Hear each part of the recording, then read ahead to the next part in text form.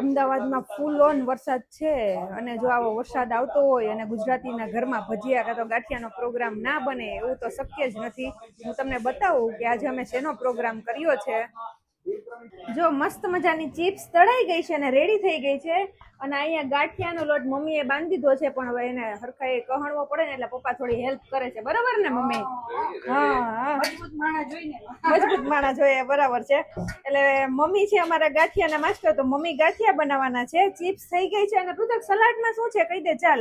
સલાડમાં કોબી ટમાટર છે, કાચી કેરી છે અને ડુંગળી છે. અને ડુંગળી છે અને હજી જોડે જોડે દહીં આવશે અને મરચા તળવાના બાકી છે. બરોબર ને?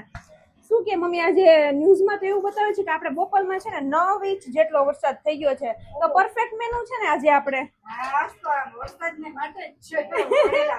એટલે જ આપણે એવું થયું કે આજે વણેલા ગાંઠિયા બનાવી નાખીએ. હે ને? ચણાનો લોટ એટલે વરસાદ એટલે ચણાનો લોટ નું આમ યાદ આવે. હા, ગમે ઈ ચણાનો લોટ હોય ને તેલ નીચેથી ગળકી જવો જોઈએ.